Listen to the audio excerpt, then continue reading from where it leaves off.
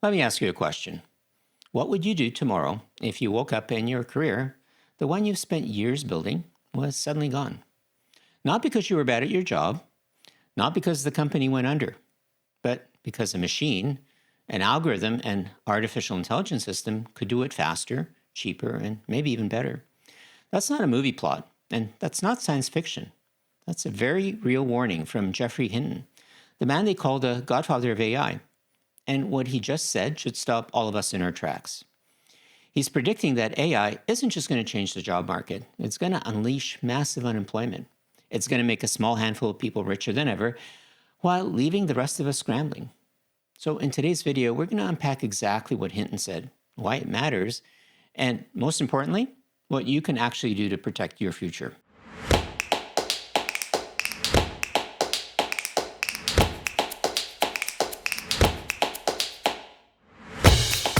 If you're new here, welcome to the channel. I'm Thomas Schmidt, and I've spent over 3 decades as a technology and business executive, including roles as COO, CMO, VP product, leading teams through multiple industry and technology disruptions. And now as a consultant, I work with organizations to optimize how they manage technology, streamline operations, and sharpen both their marketing and product strategies.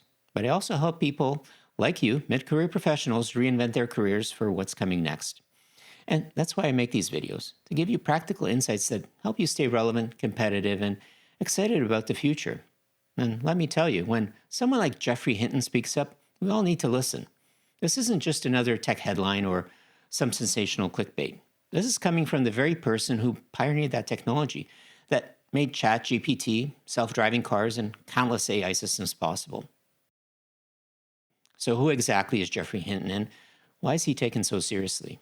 Well, Hinton is a British-Canadian computer scientist who spent his career working on neural networks. These are the building blocks of modern AI. And back in the 1980s, when most people dismissed neural networks as a dead end, Hinton kept at it. Fast forward a few decades, and his work laid the foundation for the AI revolution we're living through right now. He's won the Turing Award, often called the Nobel Prize for Computing. He worked at Google for years, leading research that directly influenced the tools you and I use every single day. And when people call him the Godfather of AI, it's not just hype, it's really earned. And here's the kicker. In 2023, Hinton resigned from Google. Why? Well, so he could speak freely about the risks of AI without being tied down by corporate interests.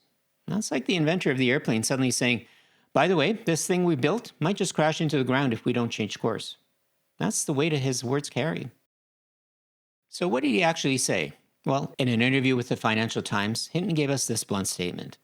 What's actually going to happen is the rich people are going to use AI to replace workers. It's going to create massive unemployment and a huge rise in profits. It will make a few people much richer and most people poorer. That's not AI's fault. That's the capitalist system. Now let that sink in for a bit. He's not saying AI is evil. He's not saying that the machines have a secret plan to take over.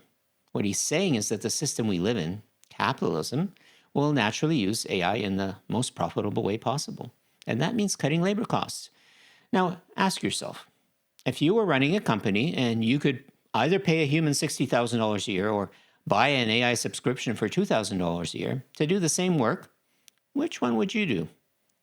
That's the uncomfortable truth. The early signs are already here. And we're not talking about some distant future. The cracks are already showing. Think about it. Media companies are already experimenting with AI-written articles. Some have even published them, only to get caught because the readers have noticed errors. Call centers are quietly shrinking their headcounts because chatbots can handle basic customer service requests 24/7 without taking breaks. Tech companies like IBM have openly said they may not refill thousands of back-office jobs because AI can do them. This isn't speculation. It's happening right now. But Hinton points out something really important.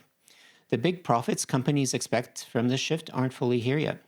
Why? Well, because we're in the messy middle. Companies are experimenting, figuring out where AI fits best. But once those pieces lock into place, the scale is going to be staggering. And when that happens, it won't be just one industry. It's going to ripple across every industry. The dignity problem. Now, some people, like Sam Altman, the CEO of OpenAI, say, don't worry, we'll solve this with universal basic income. We'll just give everyone a monthly check. Sounds nice, right? But Hinton isn't convinced. He argues UBI won't deal with human dignity. And he's absolutely right. Work isn't just about the paycheck, right? For many people, it's about identity. It's about contribution. It's about waking up and knowing you matter.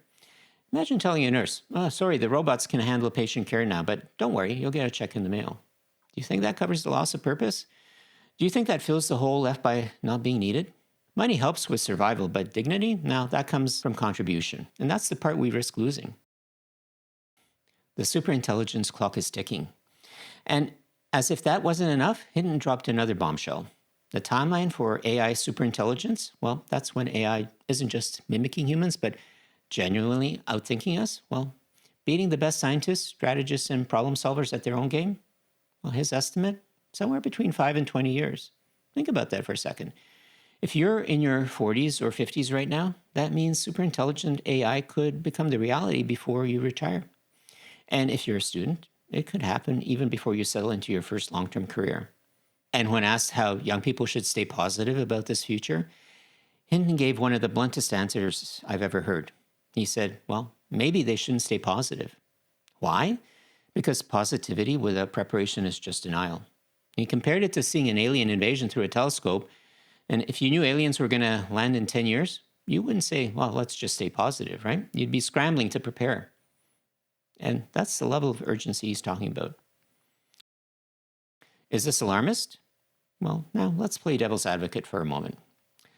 Some people argue that Hinton's being alarmist. They say, well, look at history. Every time new technology shows up, it destroys some jobs but creates others. And they're not wrong. The Industrial Revolution wiped out cottage industries but created factories. Computers eliminated typist pools but created IT departments. The internet destroyed some retail jobs but also created e-commerce.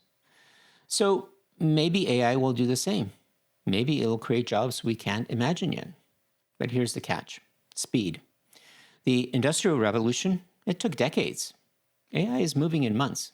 Scope isn't just replacing manual work, it's replacing knowledge work, creativity, even decision-making. Concentration. The benefits aren't being spread out. They're flowing into a handful of companies like OpenAI, Google, and Microsoft.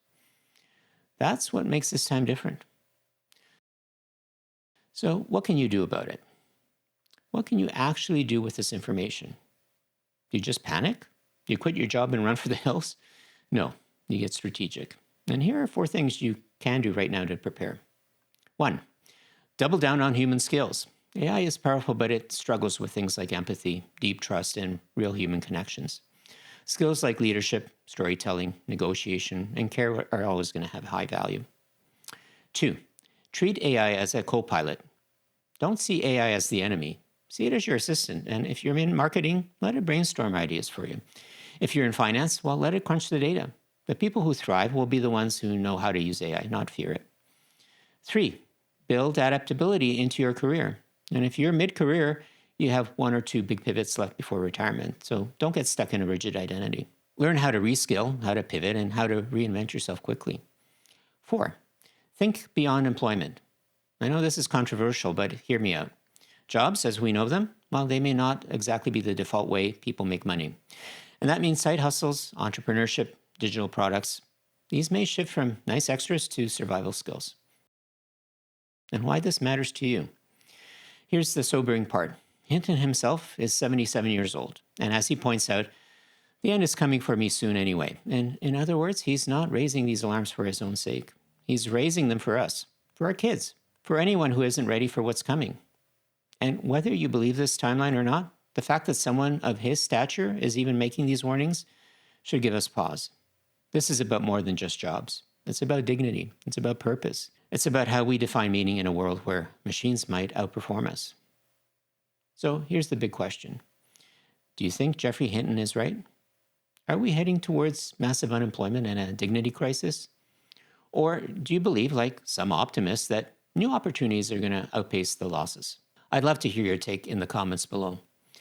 If this video gave you something to think about, please do me a favor and hit that like button. Share it with someone who needs to hear this. And of course, subscribe for more deep dives on AI, the future of work, and how we navigate it all.